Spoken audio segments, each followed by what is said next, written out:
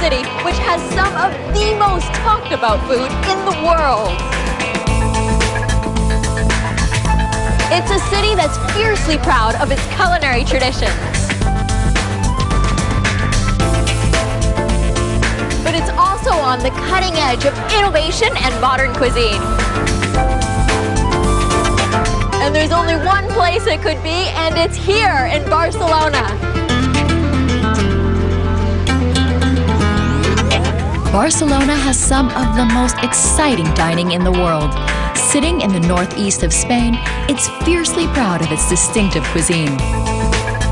My food adventure starts in the city of Barcelona, then takes me out to the medieval town of Tortosa, along the Mediterranean coast to the fishing town of Amatia del Mar, and back to Barcelona, where I end my trip.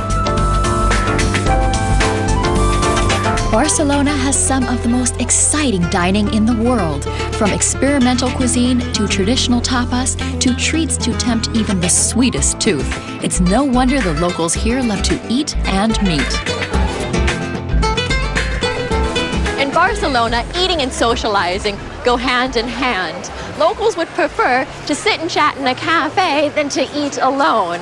And as it's morning time, and I would usually have my breakfast in the hotel, but since I'm here, I have a date.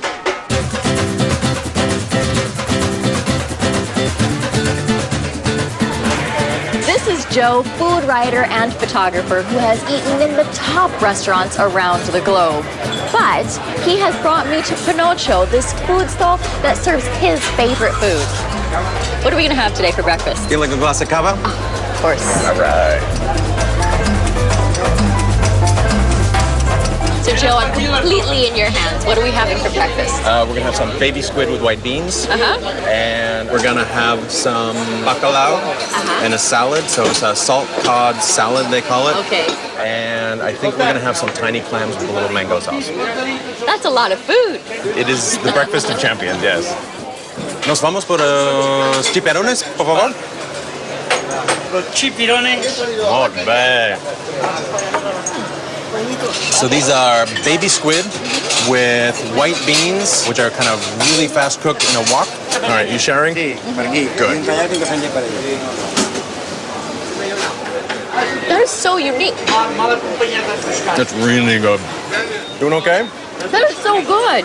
The texture of the squid is so different, so soft, and there's no chewiness to it at all. They're so tiny and so cute. And a little cup of cava. Cheers. Cheers. So is it normal to have cava for breakfast? Not every day, but I know one guy who says he has some pan amb tomacat, tomato bread with an anchovy on top and a glass of cava every morning. Breakfast of champions, I don't know, but that's his breakfast. But actually, as I look around the stall here, you can see people drinking everything. There was the guy drinking Valentines with his coffee, somebody else drinking something out of a shot glass. People really do like to drink here. Oh, this is the ensalada. This is salt cod. They call it a salt cod salad. It's got salt cod, green peppers, a little bit of lentils for earthiness. Great combination. Not bad? It actually doesn't taste like salt cod because it tastes so fresh. I think that's why I like it. I'm not usually huge on bacalao, which is heresy to say here, but here, when they do it, I love it. We're gonna get kicked out. It's very fun. It's nice to have a salad, but it doesn't feel like breakfast. So these are tiny clams called beberechos. Beberechos. Beberechos, cooked a la plancha and under a little bubble of glass with a mango vinaigrette, he calls it.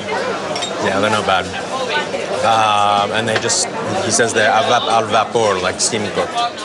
They're so nice. Yeah. They're super fresh, super like plump. the flavor is so fresh and so rich. Because there's a mango vinaigrette on it, it just brings it to life, and it just comes alive in your mouth. There's a little bit of salt. This is really nice. Do you like eating them for breakfast? Because we're here, I accept this as breakfast, but I don't know if I would eat this as breakfast. I don't know if it's something for every day, but once in a while, it's just, I love coming here. I love this whole place. Lesson number 1 in Barcelona, forget about the supermarket. If you want good, fresh produce, you have to go to one of the local markets, of which there are over 40. And this one is Santa Caterina.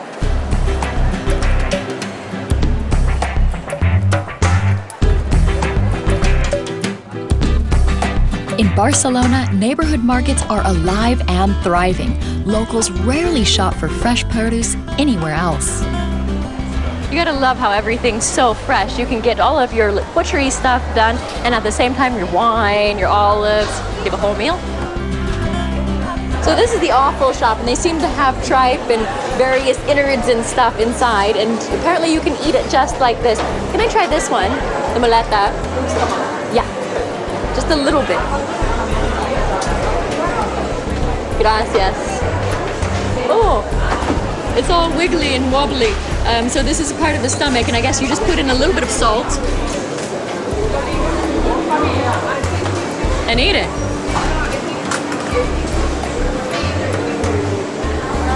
Oh, there's some like gooey cartilagey kind of bit inside. I don't recommend it. I don't know if you can see that, but that's actually the heart of a horse, and he's saying that it came from a little horse. It's huge! Each part of Barcelona has its own market, but La Boqueria in the center of town is the biggest. About 300 families run the stalls here and have done for centuries. This is Luis, and he has one of the best seafood restaurants in Barcelona. And his family has been here in the markets for 100 years. And he's going to show me everything about oysters today, right? Mm-hmm. So Luis, you have to tell me how to open the oyster, because normally I see they have the big glove and it looks dangerous. No, it's very easy. The only weak point is here. Oh, so you need to get them in the weak points. Yes. And the muscle here. I see. You just have to cut that muscle there. Yes. You don't need to use a lot of force. It just opens. No, it's technical. And then now, what do we look for to see if it's fresh? It's very important, the aroma, the salty, fresh, like the sea. So it should have that very fresh sea smell, not seafood, but sea. Sea. The juicy. So it must be juicy. The last check is to touch the lid. If it moves, is okay. Oh, okay. So then you can see when he touches the lip of the oyster there that it pulls back. So it really is alive. And then now we're going to eat him. Since the oyster is very cold, and it's important for the stomach, cushion from the stomach, a little bit of bread and butter. So how much do I eat? Just a little bit. And very important with the butter. This is enough? A little more. A little more. So good. This one's very big. So a lot of people have a myth that you're supposed to eat the oyster whole. No, it's necessary Chew. chew. Okay.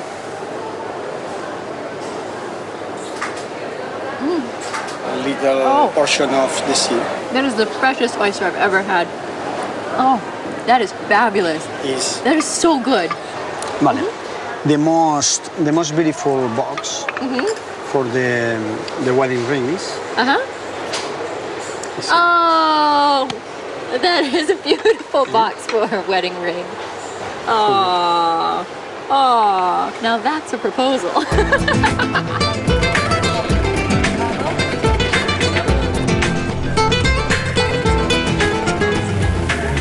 One mistake it's best not to make in Barcelona is to call one of the locals a Spaniard. They're Catalonian. Remember that, Catalonian. Barcelona is the capital of Catalonia, a very proud and independent region of Spain. It sits between the Pyrenees Mountains and the Mediterranean Sea, and its cuisine reflects this dramatic setting. There are over 150 Catalonian dishes that are truly unique to this area. And Teresa here has mastered all of them. She is a butcher and a chef as well. And today we are going to make mar y montaña. Did I say that right? Yes. And so that is the sea and the mountains, which really explains Barcelona to a T. Yes. First, Teresa simmers prawn heads in oil, and I help her chop tomatoes and onions. Teresa fries the seasoned chicken in the drained prawn oil. Then she adds garlic and black pepper, followed by chopped carrots and onions. You can really start to smell the fragrance of the onions coming out. I'm very excited to taste this dish later. Okay. Okay, the tomatoes. Finally, Teresa throws in a glass of brandy, followed by water. Let it cook slowly for 40 or 45 minutes. Okay, so now while the chicken is cooking, we're gonna make the piccata. Yes. Okay, so the piccata is a very traditional thickening agent that is made here with nuts, and it really helps to enhance the flavor, and it's very traditional in this area. Yes, very, very traditional. Okay, first up we need to pound the prawn heads, right? Yes. Okay. The prawn heads are pounded into olive oil to flavor it. Then the prawns are removed, and Teresa adds chocolate, hazelnuts, and biscuits. Let me try the biscuit. This is very unique that there's a biscuit that goes in the piccata. Yeah. Do you like? It's just like a semi-sweet cream biscuit. It's nice. After that, she adds some parsley, garlic, and a dash of sweet wine. Then she mixes it all up. The chicken is almost ready now, so Teresa puts on some pasta, a common food in Barcelona. Now it's time for her to give her dish the Catalonian twist, the unusual combination of prawns and piccata. Look at that, it's so beautiful. Get a little bit of everything on my fork.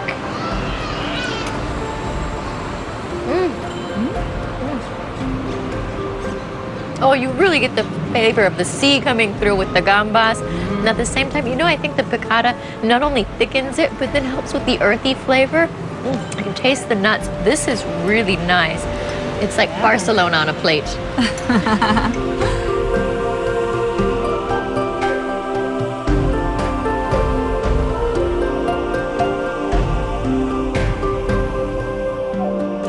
Hola, furtado y pan tomaca. Muy bien. So pan tomaca is the tomato bread here in Catalonia, and it's served all over the place. But Muncie here is known for having the best coca, which is this bread. Coca is the most popular snack in Barcelona. It's the locals' form of fast food.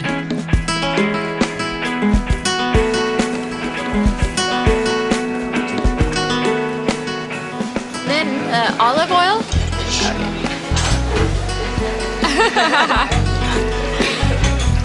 Okay. Okay. Okay. And then cut. Coca is often called the Catalan pizza, and you can have whatever topping you like.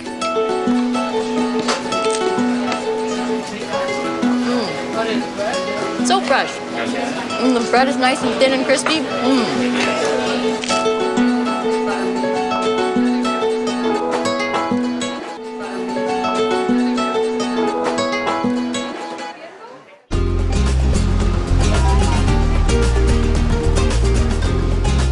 Fish is on the menu in most restaurants in town. This is little wonder when you consider that Catalonia has over 200 miles of coast. I'm here with Senor Soler at Set Portas restaurant. Did I say it right? Perfect. Thank you. Which has been in his family for over 170 years. Is this correct? And so there's nothing worth knowing about fish that Senor Soler doesn't know.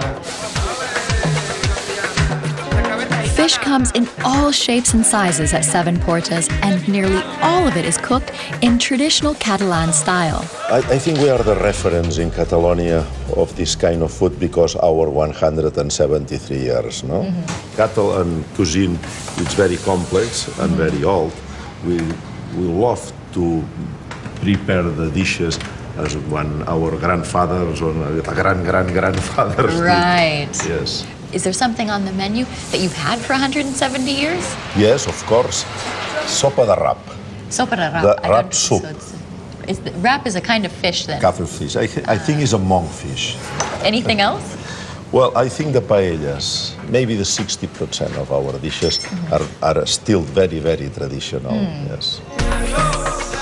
Over the years, Seven Portas menu has attracted many of the world's rich and famous. Orson Welles, Pele, and Che Guevara have been some who have feasted here in the past. Only recently, Woody Allen booked himself a table.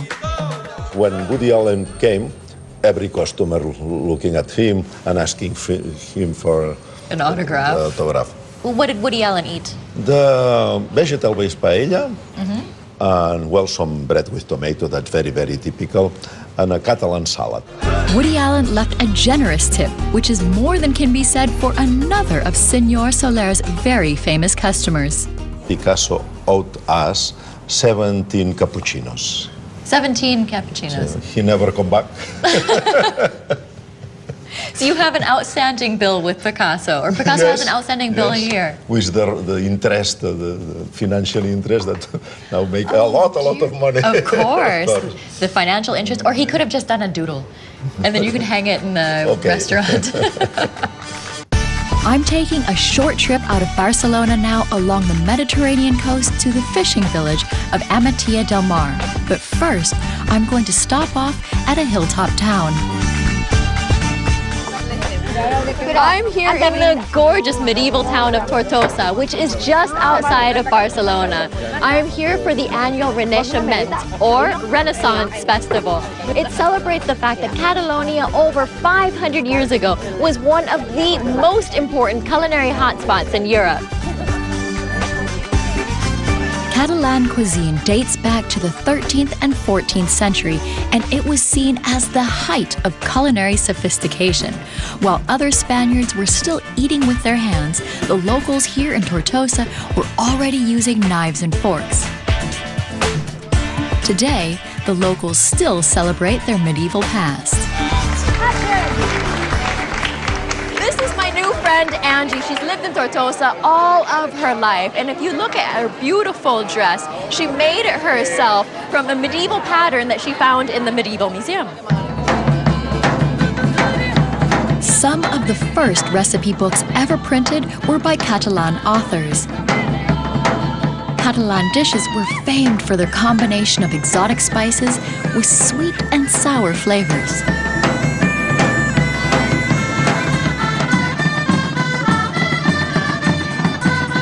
Two emotions are said to make up the Catalan spirit: seny, which gives them their common sense and love of tradition, and rauxa, the creative chaos.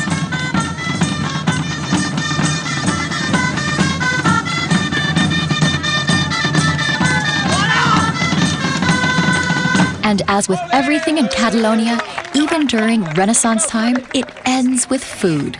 So Angie's finally taken me to a traditional medieval meal, right? Now, Angie, tell me, what do we have in front of us here? Well, first of all, it's a cake made of salmon, onion, and different kind of vegetables. This one is the most typical sausage here in Tortosa. It comes from the Renaissance, and it's made of pig's blood, rice, cinnamon, and pepper. And then this one is a pork sausage? Yes, it's a pork sausage made only with pig meat and pepper. Pig meat peppers, and it's served with an allioli. Yes, the sauce is called allioli. This is the dessert. It's a biscuit made with almonds, eggs, and sugar. I'm taking these home with me.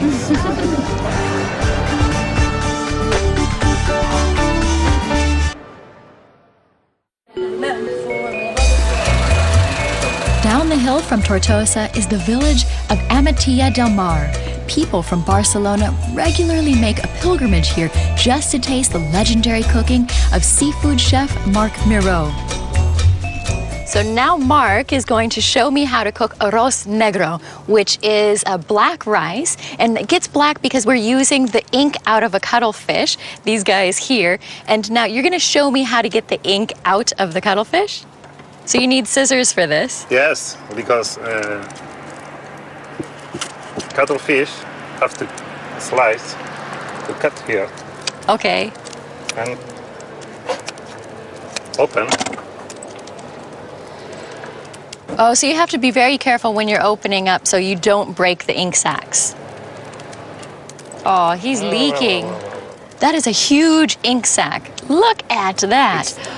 It's so beautiful. And you can see how shiny it is as well on the inside. That is so incredible. Let's get you a bowl. Once the sack is freed, Mark pierces it to release all the ink.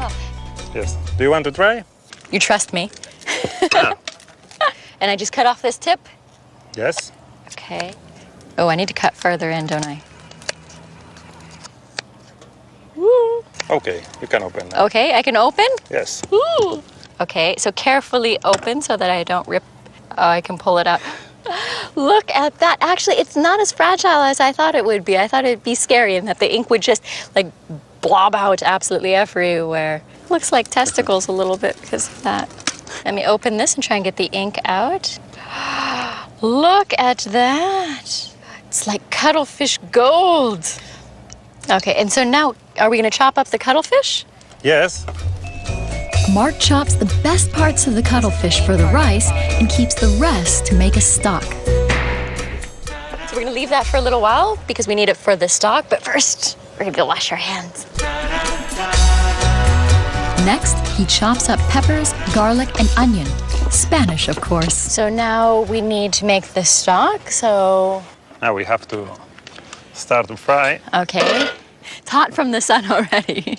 We add olive oil. We start with... Mark's secret is to fry the vegetables first until they are browned. Now you have to fry to get a brown color. Then, right at the end, he adds sugar, just at the last minute. So when we add the extra sugar, it actually helps the vegetables because they start releasing their natural sugars, and then we have the extra bit. Once the vegetables are browned, it's time to fry the cuttlefish for about 6 minutes. While it's cooking, condiments are added. Chilies, bay leaves, dried orange peel, wild fennel, dried lemon peel, thyme, and saffron. And the saffron. Look at how beautiful the saffron is. After that, it's just a splash of dry white wine. So with the addition of the dry white wine, it'll actually start to reduce and you'll have a concentration of flavors. We put the ink of cuttlefish.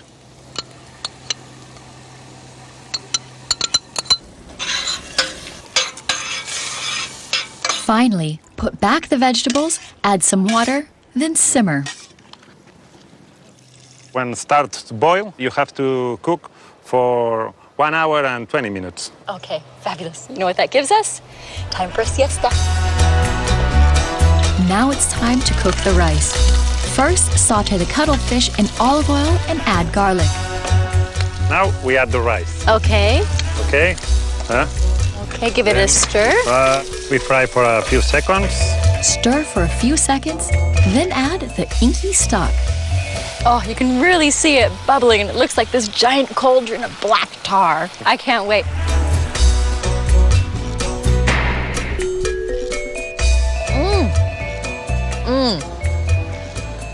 Very nice, strong flavor coming in from the cuttlefish ink.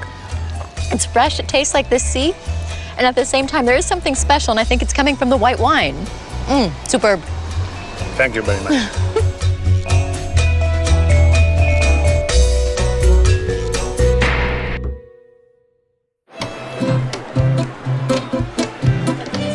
If there's one kind of food you really can't miss in Barcelona, it's tapas. This is Albert Adria, who owns this funky, uber trendy tapas bar in Opia. It's known for having very innovative tapas. So Albert, what are we ordering today? Albert's brother is Ferran Adria of the restaurant El Bulli, the most famous experimental chef in the world.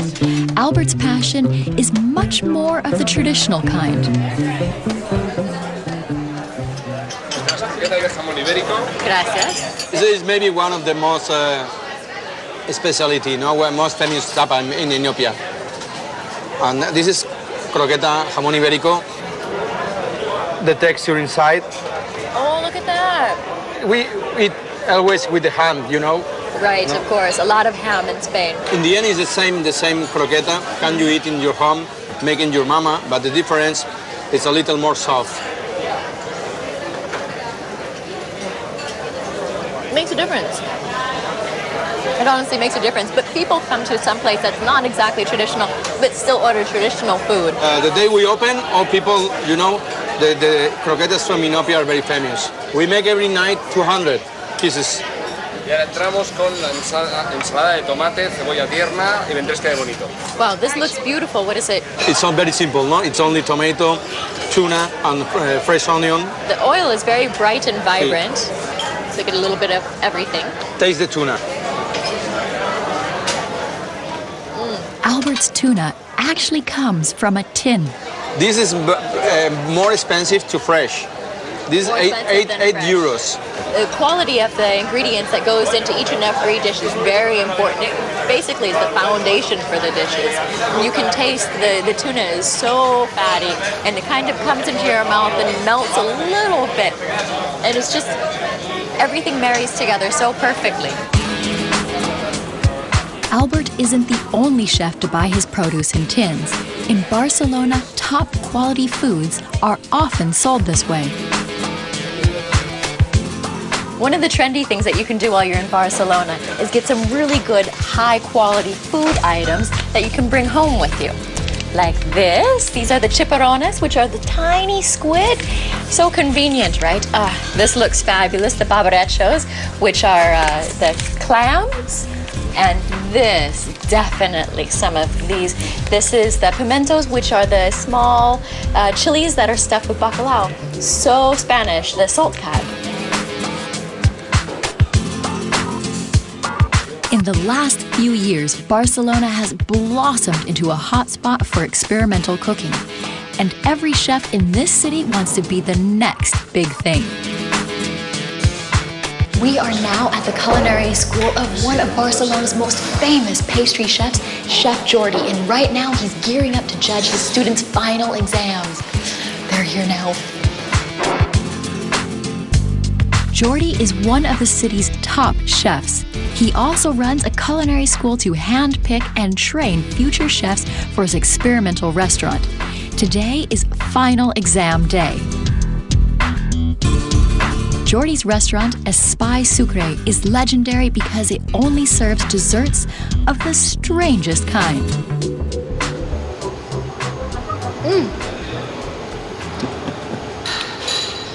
I don't even know what I'm eating. This is so interesting. There's like a sorbet on the plate, but there's also, again, a gel. Peach? A gel of peach. This is the olive oil cake, which has a bit of salt in it underneath. And there's San Simon. that's the San Spanish Simon. cheese. Okay, now one perfect bite of absolutely everything on the plate in the spoon.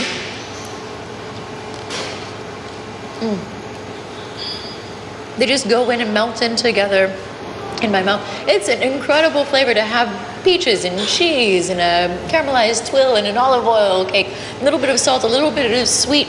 It's fascinating what you're doing here. Yes, that's exactly it. I'm going, it's a roller coaster. That's exactly it. Of course, Barcelona is not just about experimental cooking. Despite all this modernism, people here also love tradition.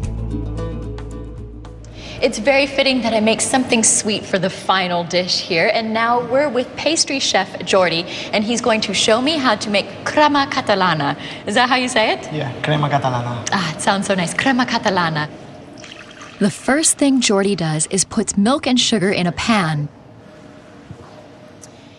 Then he places cinnamon and lemon peel in a sieve and lets them steep in the milk mixture and turns on the heat. Stick. And so it's going into the chinois here because you're using it just like a tea bag. It's going to steep together. Exactly. In another bowl, he pours the rest of the milk and adds corn flour and egg yolks. Eggs. Egg yolk. As the milk is still coming to a boil, Jordi then extracts as much flavor from the lemons and cinnamon as he can. Okay, let's take this out. Okay, so it's coming up to a really hard boil. As soon as the milky liquid starts to bubble up, Jordy switches off the stove, then throws in the egg mixture. And then what you want to do when you put the eggs in as well is you want to stir like mad because you don't want your eggs to curdle, right? Right. Because then you have scrambled eggs for breakfast. Now we just pour the delicious golden liquid into bowls and cool in the fridge. So now we have our crema catalana that has been set in the refrigerator for about 4 hours. Yeah. Okay, and now we need to make the burnt sugar topping. Yeah. How do we do it? Well, we put sugar, a thin layer, Okay, perfect. and then we need one pala, like this.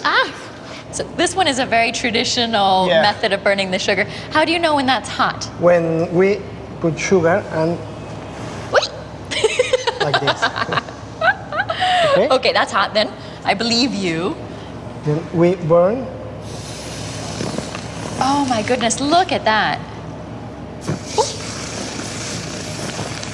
That is incredible. And this actually makes a very nice, even layer with the burning of the sugar as opposed to using a blowtorch, which is a little bit more uneven. Okay, and I'm gonna try it now.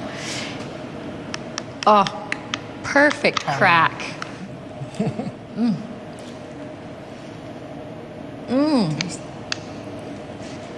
Well, I love the burnt sugar topping, and you can really taste the lemon rind coming through.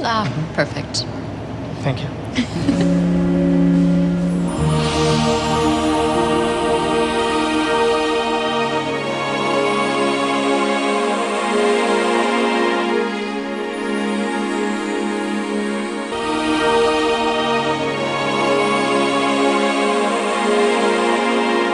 It's not just food that's making an international stir.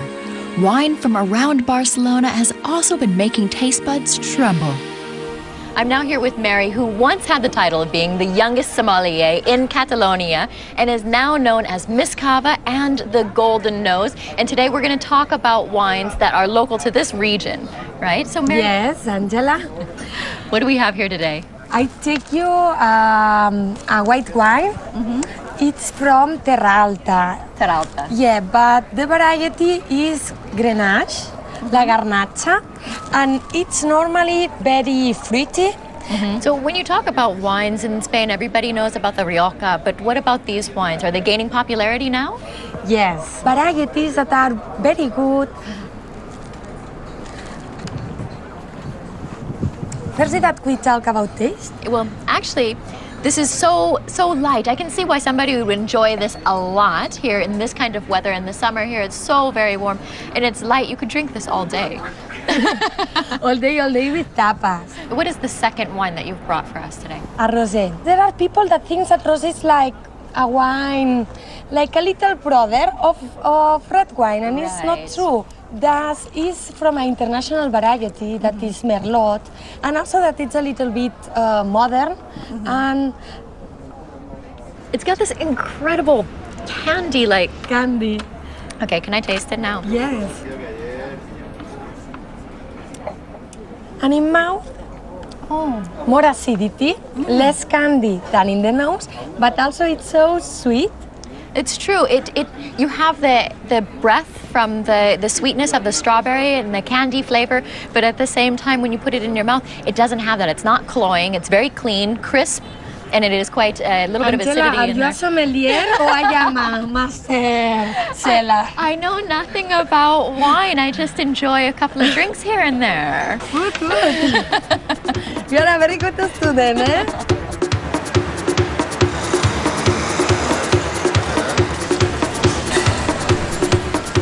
Gracias. My last glass of cava while I'm in Barcelona. I've had so many great foodie adventures, starting with that beautiful plate of baby squid for breakfast and Enopia's unusual take on traditional tapas, and of course, Chef Jordy's amazingly innovative desserts. Barcelona, I'm going to miss you.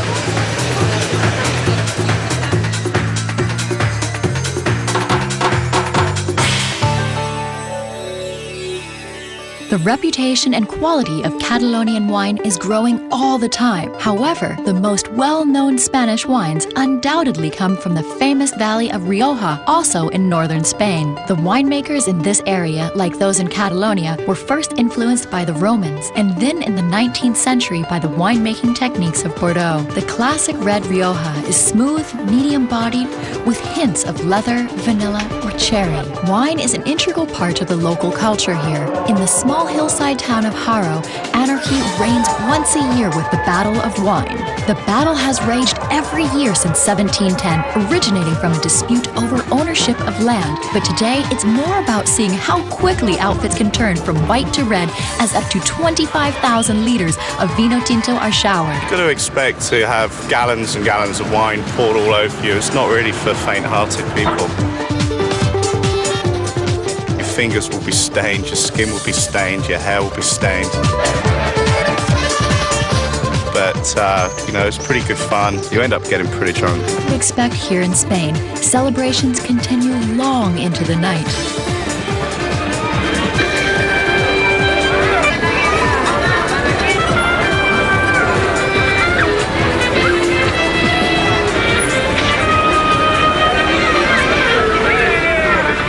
But when dawn inevitably arrives along with a hangover, fear not, as the Spanish have an answer for that too, as Shilpa Mehta explains.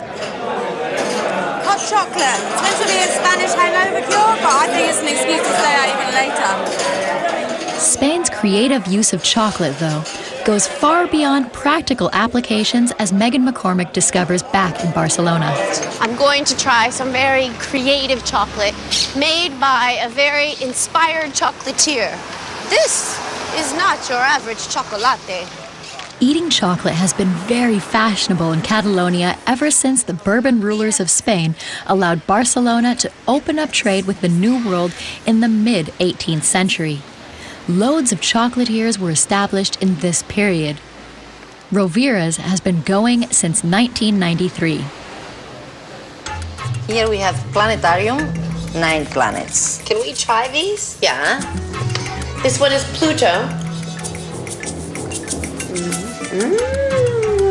It's made with corn, fried corn. The chocolate, the salt. You put the salt. It reminds me of tam tomate. I want to meet this guy, whoever's crazy enough to do things like that. Okay, this is Enrique Rovira, and he is the mad chocolatier behind all of this incredibly eccentric and interesting chocolate. And he was actually inspired by Gaudi. Yes, I do. Okay, that was, do I want to try to make one giant chocolate egg? Yes. Like this? Yes. Más? Más. Vale? Vale? Okay. And now I do this, and I move it around, and I pour it from high, up here. And we go like that. Tiene que caer por todos los lados. Pica. Oh, like that. Porque tiene que caer por todos los lados. ¿Vale? Vale. Vale. Vale. Vale. All right, chica. Al revés, al revés. Aquí. ¿Está bien? Otro.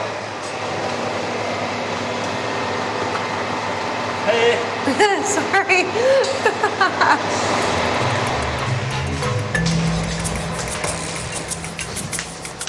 ¿Dónde? Aquí. Now, what's the idea? What's happening? What's happening?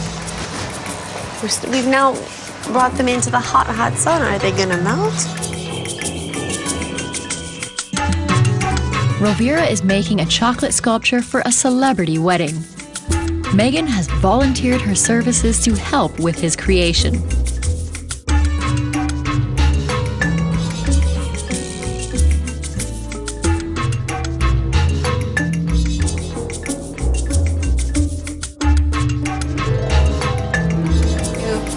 To remove it from the sun. Oh, this one is ready!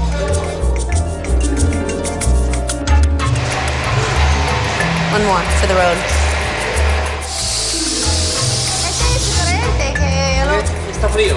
This is the same stuff. It's all the same chocolate, but this is prepared at a different temperature. It's colder, and so the texture becomes different. And you can see the nuances of it even more.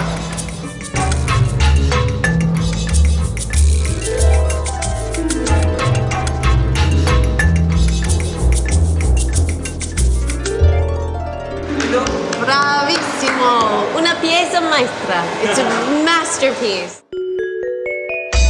Northern Spain's most renowned chef, however, is Pedro Subiana Reza, the presenter of La Cocina de Pedro Subiana. When he became head of restaurant Aquelarre, he was awarded the highest honors in the prestigious Spanish restaurant guides. As a teacher, he has taught culinary courses at various American and European institutions. Shilpa visits his kitchens for some tips. Mira, Shilpa, esta es una flor muy buena para comer. Toma, te la regalo. Now, I know this flower's not from my hair. I'm going to try it, see what he does. He's going to make me put it in my mouth, I know. See? Sí. See or in my mouth? Es para comer. I know, okay. Es para I'll eat comer. it a little bit by the time. ¿Es capaz de comer? Flower. Sí. No, no, entera. Oh, the whole thing? Toda. Así, que es muy buena. Es muy buena. Oh my Claro, God. claro. It tastes like orange. Delicious. Master at work. Porque esto va a ser en la base de la salsa. Oh, for the salsa sauce? ¿Ves? Sí. Oh, La okay. salsa de tinta, de ink sauce. With the ink sauce. ¿Eh? So it's going to be squid, baby squid, cooked a la Pedro, but in the ink as well. Can I stir? Vale. Yeah, let me Un do poquito. something. I can't stand around in the kitchen doing nothing. What would my mother say? Like Mark Miro's dish in Amatilla del Mar, Chef Pedro is also cooking with ink, but this time it's squid ink, not cuttlefish. Look at that little Muy squid. frescos, very fresh. Very fresh. And it's green inside. Y aquí hay una bolsita que tiene la tinta de ink. Oh, is that the ink Sí. packet? And this squid is caught individually. It's not like in a big net. It's just caught, you know, Ahora- very selected from the sea. Ahora hay que quitarle la boca. Esto, Yeah, you fry it. You're going to Eso fry es, it. eso es. We really understand each other. Ah. It's amazing, isn't it? We don't speak the same language, but I know everything you're saying. Oh, that's right. You whip out that bit, which is like a hard bit of plastic. Isn't that amazing? Eso para ti. Look, plastic. Natural plastic. Y ahora, Take all the skin off. eso es. Hay que Yeah. dejarlo blanco, como el pico del ver. Yeah. But do we eat this No, or not? no. No, we don't eat them out. Y ahora hay que darle la vuelta Okay, stick your finger in. completamente, Oh, and push it round the other side. completamente, Yeah, I understand. So y se vuelve a limpiar. Pedro just turned the whole thing inside out. I don't know why, but I'm sure it's for a good reason. Este aquí dentro. Oh, you put it all in. ¿Eh? It's like a little purse. Venga, You want me to do one? a ver una. Okay. A ver cómo limpia. Stick my Y, finger y in. separar. Y ahora tira. It feels really Y ahora- awful. y ahora- Oh, yellow stuff's Eso coming. nada. Qu'est-ce que c'est? Eso es la tripa. No. Sí. Entonces hay que quitarle That's really este not nice. triangulito. Así. Like so? Pero es importante, To get lo the primero, la tinta. Yeah, la tinta. La bolsita. Entonces ahora las tintas hay que romperlas un poco It's amazing, isn't it? The squid's y happy. las echamos aquí. Oh, when it goes. Great. It's a bit funny looking, but I'm sure it tastes delicious. Y ahora, cuidado, porque esto salpica. Okay, I'll stay out the way. And in this, do you put the nate? No. Oh dear, you frightened me. No. That's because, you know, here in the natural. Yeah, Todo natural. absolutamente natural. Exactly, I agree with you. Fish, oil, wine, that's it in the Basque region. No fussing around with creams or anything like that. Ahora lo vamos a dejar que se doren bien. Ahí. Cover it over, okay. This restaurant's name is Aquelarre. Aquelarre. La fiesta de las brujas. Yes. Las brujas que van Meeting en of el... the witches. Because Pedro is saying that it's because, you know, they make potions here and they all cook up a storm, so that's why it's called the meeting of the witches. Sit here? Siéntate. Oh, okay. I'll sit down. Así. Anything you say. Muy bien. Si quieres, ahora para probar. Espera, si quieres te pongo la servilleta también. Okay, you do it right for me. A ver qué tal. ¿Está bueno? Buen apetito. Buen apetito. Eso está magnífico. In one? Sí. Poco a poco. ¿Está bueno? That was so delicious. Cooked with total love and dedication. Delicious. Muy bueno, You're sí. a master. you ¿Quieres are. más? Mm.